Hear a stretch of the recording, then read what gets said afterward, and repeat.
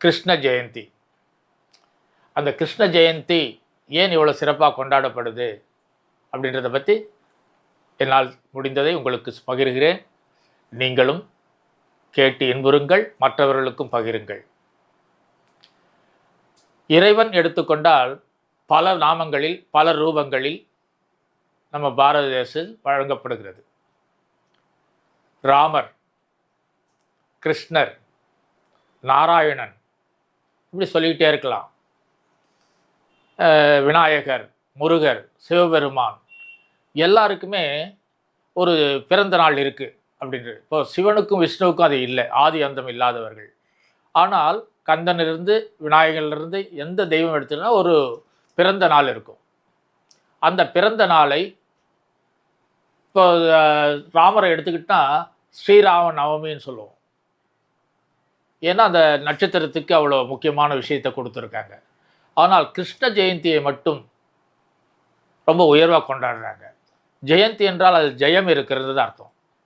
ரெண்டாவது, எத்தனை அவதாரங்கள் நம்ம கண்ணுக்கு தெரிஞ்சு 9 அவதாரங்கள் எடுத்திருக்காரு. நம்ம புராணங்களில் பார்க்குறோம், பாகவதத்தில் பார்க்குறோம், இப்போ நிறைய விஷயங்களை நம்ம பார்க்குறோம். 9 அவதாரங்கள் எடுத்து முடிக்கப்பட்டது, நமக்கு காட்சியாக வந்து அருள் புரிந்திருக்கிறார்கள். இன்னும் ஒரு அவதாரம் கல்கி அவதாரம் வரப்போகிறதை எதிர்பார்க்கிறோம். அதை பற்றிய தகவலும் புராணங்கள் விளக்குகின்றன.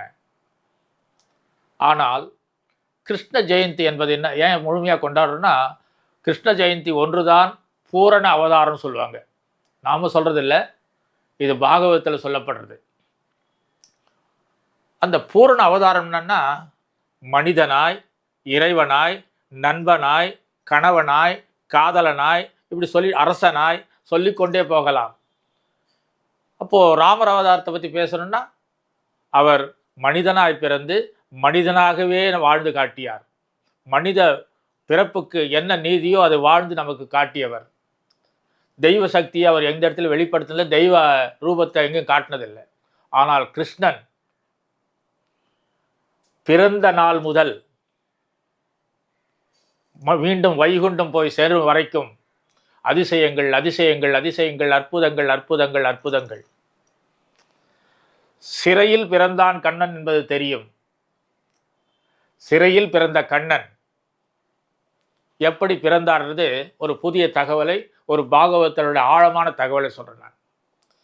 கண்ணன் எல்லாருமே கருவுற்று கர்ப்பமாகி நம்மளை போல இந்த பூத உடல் கொண்டு பிறந்த ஜனனம் அல்லது. அதாவது வாசுதேவர் வாசுகி இருக்காங்க இல்லையா,